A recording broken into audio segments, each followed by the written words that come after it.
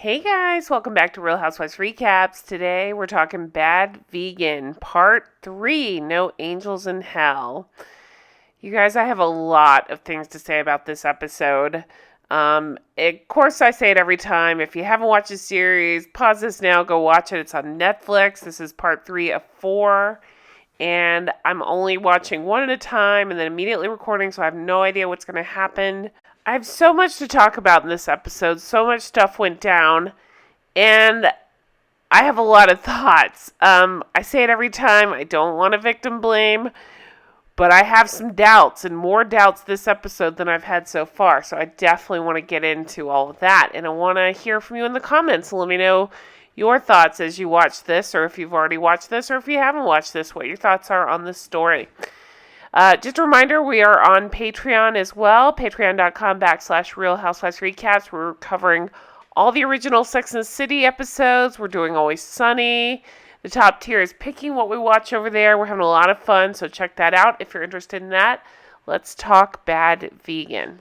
Okay, so as I alluded to, this whole time I've had it in my head that she made some terrible decisions, but she's being led around by this horrible man who's clearly a con artist. And I still feel like that, but you guys, after this episode, I got more of a feeling that she was into it.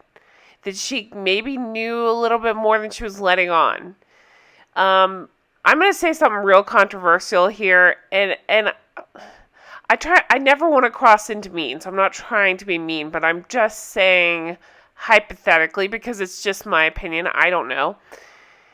Could she be on Rhymes with Smills? You know what I'm saying? And just going through, coasting, like kind of aware what's going on, but not really giving a shit? I kind of got that vibe this episode. Like, okay. And the other vibe I got is maybe it was better for her to play along and play stupid and not to know if she was involved in this whole thing. I don't know. It's just a vibe I got more this episode. I did call it last episode, and I was excited to see that I guessed right that, what's his name, William, the email guy, was not real. I had a feeling, and that is very much an Anna Delvey / German heiress move to create people out of thin air to corroborate her story. That seems to be what this guy did. Now, again, I'm going to say, no matter what if I criticize her or pick apart her story, obviously he is the absolute worst of the worst monsters. He's a terrible person, talking about Shane / Anthony. Terrible person, and, yeah, just the worst. But I don't understand why Sarma went along with so much of this. We could pick it apart to death. I just feel like we're just getting her side of the story. It's not that I even want his, it's that I want somebody else's, and I don't know who that would be. I guess we're getting that in the form of the restaurant workers and the form of Nas. I like Nas actually way better than I thought I would. I didn't know what his role was, but he seems to truly care about Sarma and the employees and the whole situation. But yeah, I feel like we're still missing something. Okay, you guys, the ex-wife. Can I go there? Do you know who I'm talking about when I talk about the cat lady plastic surgery? That's all I could see with this lady is the cat lady. Do you know what I'm talking about? If not, Google it. The woman that had herself done up to look like a cat. Well, that's all I could get from this lady. But that aside, what a terrible story, right? So he has this whole family. He has a wife. She talks about them having one kid, but they have pictures of 2 kids together. So I don't really understand that. Who knows? Who cares? Miami 2004, they met. She said nothing was abnormal about her life until she met Anthony. He was a Navy SEAL shot in the line of duty. That's what he told her. Not trying to be an asshole, but don't Navy SEALs look a certain way? Don't they have to be physically in the tip-top best of the best of the best shape? Like, Anthony's not that. But he told her this whole bullshit about reincarnated lovers. His aunt died, left him $5 million. Like, he's just a pathological liar. And these people, I'm not even going to say these women because men are falling for it too. Like, they seem to fall for, he seems to have the Dirty John effect, right? Where people just kind of believe his bullshit.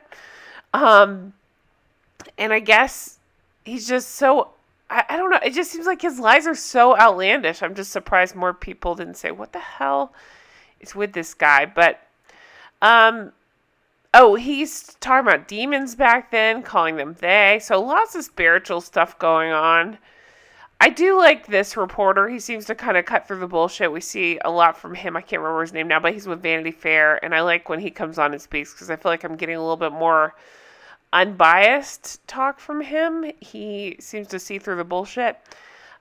We do find out about his past. So Anthony's dad was a violent alcoholic, compulsive gambler, terrible man. He's a former police officer. It sounds like he had a lot of domestic violence issues at home. It was just terrible stories. And when the mom would try to report it, of course, they would side with the dad because, I don't even want to go into it. Just terrible stuff. Okay. So let's go back to Sarma. Sarma is being told, you got to go to Rome.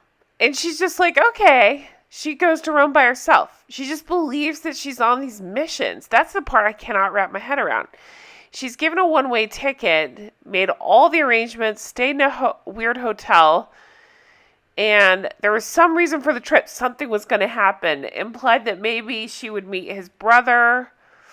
He was talking about magical world of immortality and riches. He would send a car for her and allow her to have enough money to have a nice dinner and to walk around, but not really much else. I mean, you guys, it's just like, I can't, if I was writing a novel and I wrote this stuff out, clearly the editor would be like, nobody's going to believe this shit. You gotta fix this. That's what I'm saying. Like, how did she not question this more? I know it's easy to look back and blame her. I'm not trying to do that. I'm really not. But there's also a point where enough red flags happen. You got to say, what the hell are you thinking? Like, what? Why did you think you would be going to Rome by yourself? What did you think the mission was? What did you think he was doing? Meanwhile, we know what he was doing. He sent her away so he could have a meeting at the restaurant, saying that he's buying both the main restaurant and that Lucky Duck place. It just makes no sense. So, of course, the employees were weary of this. He was trying to reassure them, which always made them more nervous. They felt like he was a con artist. At least somebody could see that. While she was in Rome, she was there for 10 days alone. She got somebody to loan her $100,000 to be able to make her payroll. And again, no red flags going off. This isn't striking you as, hey, that's crazy. Meanwhile, we're having recording of Anthony's happening where he's alluding to working on something with his brother, told her there's a chance to meet the brother. And again, she feels like she's on this mission. It makes no sense. He was super into movies. He loved Thor. And then she realized, oh shit, that's a story about brothers at war. Oh, it's like he's stealing these horrible movie lines. He did it with Indiana Jones. Now he's doing it with Thor and trying to make it his own story. So much going on. So we find out Sarma's mother met Anthony in Thanksgiving 2012. She really took a liking to him. I can't imagine why. He would ask her to send money and convince her it was for Sarma. And then, he dragged her into this whole thing. That's what Sarma says. Okay. Playing devil's advocate. What if Sarma was in on it? What if she led him to believe that her mom had a lot of money. Let's go to her. And hey, if you ask her for it and tell it's for me, she'd probably do it. I don't know. I'm just trying to play both sides here. It's just this feeling I got all of a sudden after watching this one. It's just a strong feeling I got. Because I'm sorry, nobody is this stupid. To go to Rome for 10 days to leave your business. To stop answering messages from frantic employees. To freaking jump in a car after being picked up from the airport and realize, oh, we're not going home. We're just going on a road trip. She gets asked direct questions from the interviewer about, like, certain things. Like, he made up this persona I wrote down the name and now I can't find it, but the persona that was going to buy out the restaurant from Jeffrey, the investor, who wasn't a real person. And she's just like, and they're like, well, why'd you go along with that? And she's like, why wouldn't I go along with that? I mean, I understand that people are brainwashed, but I don't know what this is. This is like something I've never heard of or seen before. It's like that Nexium cult or something. That's what came to mind in this one. Like, sure, why wouldn't you brand your initials near my crotch? But just so much going on. People are protesting outside the restaurant. Meanwhile, Shane is contacting sister and dad to try to meet them without Sarma. And both of them say, we're not comfortable with this. My question is, why aren't they talking to Sarma saying, what the fuck is going on? Like, I don't understand why nobody talks to each other. You know what I mean? Like, it all seems to be done through email. And turns out it's Anthony emailing people anyway. But I just wonder, that's why I wonder about Smills, allegedly. Because I just don't understand how you can be that checked out of your life. Like, I understand that if you run a couple businesses, you're going to miss details, but she's missing icebergs. I don't understand it at all. Yeah, I just can't get over this, all of it. None of it makes any sense at all. So much else is going on. So the staff is not getting paid. Oh, okay. Most importantly, so we find out, because I kept asking, where the hell did he go during all the times he wasn't with her? Because he'd be on these quote-unquote missions. Casinos. He was at casinos. So he would travel around to these casinos, and Nas would talk about how many days he would spend at the casino, how many hours, how he'd be playing. I think he said 3 slot machines and blackjack. No, what's the other one? Roulette. All at the same time. How? How does that even happen? Yeah, so apparently this all went to gambling. And she kind of alludes to his gambling, and even when they travel around Europe later, like, knowing that there's casinos. And I'm thinking, again, you never asked him about it? Like, hey, what the fuck? Why are you gambling away all our money? Like, she's just not helping herself at all. That's what I keep getting hung up on. She's not even trying to help herself. And I don't understand why. And I would say, okay, so again, maybe it's like a Scientology or Nexium allegedly or whatever, cult-like thing where you're brainwashed and you just kind of give up your will. But I don't know. I still get this weird feeling from her. I got it stronger this episode. I wasn't sure before, but I feel pretty confident she must know something's going on, right? Something. It just doesn't make any sense. So many voicemails of him yelling at her, and I'm thinking, like, again, it's not even that this guy was good looking or charming. I just don't understand why she stayed with him. She's having trouble making payroll and bills. The employees at the restaurant are figuring out, oh shit, he transferred $90,000 to New Hampshire, which is where her mom lived, but Shane was also staying there. What? None of this. They kind of would glaze over these details, and any sane person would be like, what are we talking about? What is happening here? So again, there's pictures of her looking sad and alone in a lot of these European places. They're out traveling the world together, and meanwhile the restaurant is falling apart. She just doesn't seem to... Like, the workers are texting her saying, you're going to lose everything, and she would always get right back to the staff, but she kind of quit responding to them. There would be emails. Obviously, we knew he had control over emails, but they would allude to, hey, it didn't sound like her, but she was emailing everybody, hang in there. And then just stopped communicating. Nobody was paid. She does say that she realized that the money was being drained out. So it shows an awareness that things were happening, but just a lack of caring to do anything about it or to try to stop it. Let's see. She got more money from investors, and even that Jeffrey, the original investor guy, was impressed because he's like, to raise money for a restaurant is already hard, but to raise it for a failed business that already closed once, to raise $850,000 is impressive. We find out the staff went to another close by restaurant, but then when they tried to reopen her restaurant, they did come back. They wanted it to work. They all believed in it, but clearly, that didn't work out. So I'm just trying to put it together. So this restaurant was so, busy and popular, and they had this family feeling. They didn't get paid, so they walked out.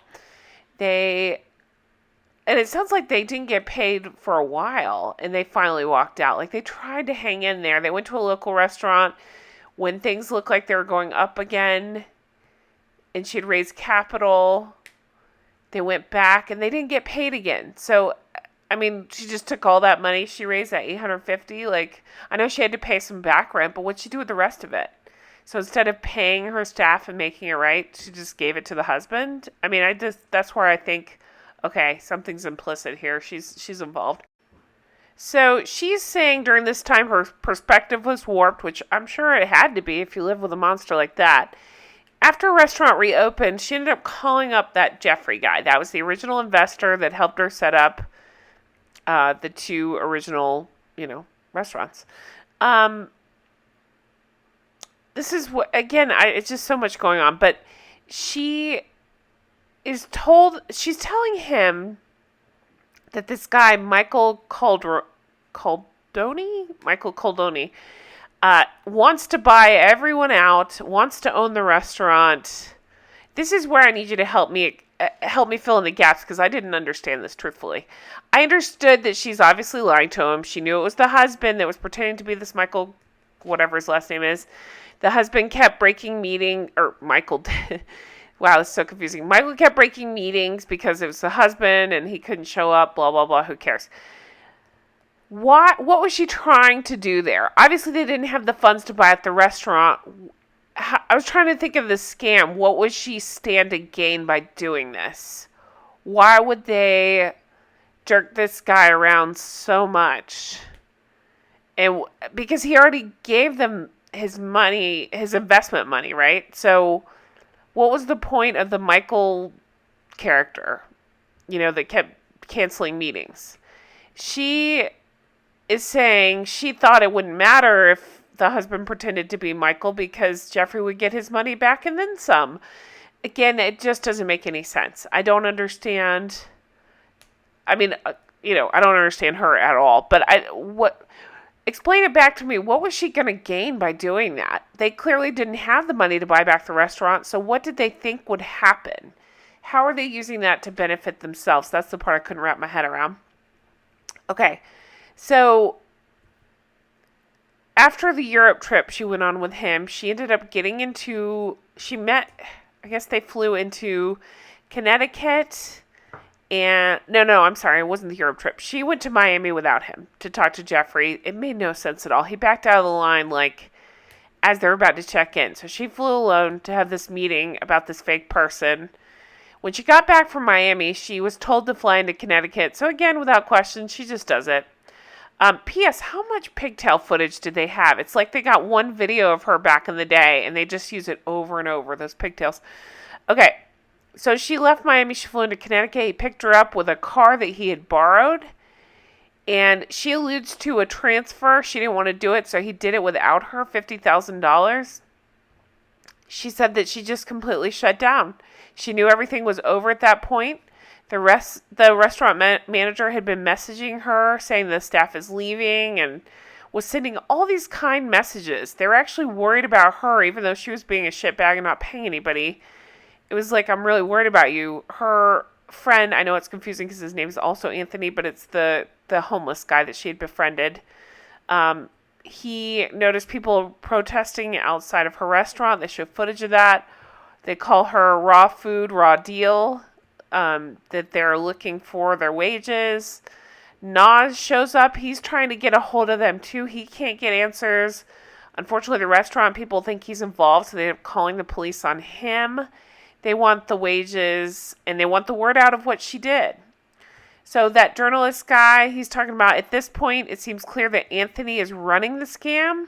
But he even points out she should know better. That's exactly how I feel. I think Anthony had a lead in this, but she's got to know something's going on. Trading, he talks about her trading on her former success in the restaurant industry to get money, but that even that they knew it wouldn't get paid back. So I do think she's, what's the word, culpable as well, because she helped raise that money, but then knew that where it was going. You know, even if he's a scam artist, she knew that it would go to the scam artist. Sarma says that we're just going to go for a while. No plan, no discussion. Didn't know what we're going to do. Just didn't even realize that we were on the run. What? Explain that to me. What? That doesn't make any sense at all. You knew you were on the run. He picked you up in a car in Connecticut, and you guys just hit the road without even... Nobody talks to each other in this show. It's the weirdest thing. When you ask your husband, what the hell are we doing? You know, when you ask that like a million times a day if you were married to somebody like this, but it just... Yeah, I left with more questions than answers this episode. But I kind of skimmed over it. I do want to spend a minute talking about... So she gave... the guy, she thought his name was William. I called it last episode. I thought he was fake. Turns out he was fake. She just basically gave her husband her email passwords. He took over from there, started communicating as her.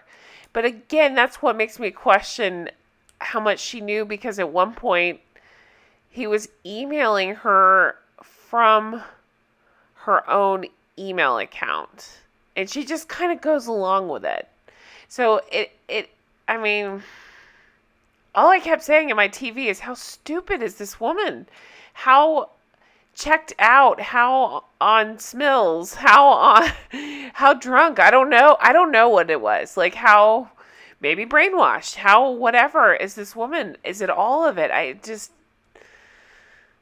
again, not taken away from the stuff he did. I just don't understand her response to all the things he did. We'll say that. But yeah, I think that's all I got for you. I really want to read your comments on this one. I want to know if you were feeling the same way as me by the third episode. Have you watched it all? Do you feel the same way? Do you feel like she was involved? Try not to give me any spoilers, because I haven't watched... Although by the time this comes out, it's okay. I'll have watched the fourth episode, because as soon as I finish here, I'm going to finish it. But wow, it's really good. If you haven't watched it and you're listening and you're like, this sounds insane, it is. But it's worth watching, because it kind of blows my mind a little bit. I can't wait till this is all over and I figure out what the hell is going on, if I do.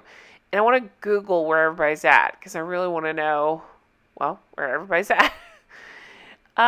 Did she know about the ex-wife? Like, I want to know stuff like that. What's happening there? But anyway, okay, so I'm going to leave it here. Thank you guys so much. I appreciate everything. I appreciate all the comments, all the kind words, all the thoughts, the messages. I just really enjoy talking to you guys. I appreciate all the comments. Check out Patreon if that's something you're interested in. We're having a lot of fun over there. Hope you guys have a wonderful week, and I will talk to you again soon. Take care. Hey, if you have any more shows like this one that you're into, let me know in the comments. I'm not so much into, like, murdery stuff, but if it's like this, a good con where people don't get physically hurt, I am down. So let me know if you have anything good like that, and I will talk to you guys again soon. Take care. Bye-bye.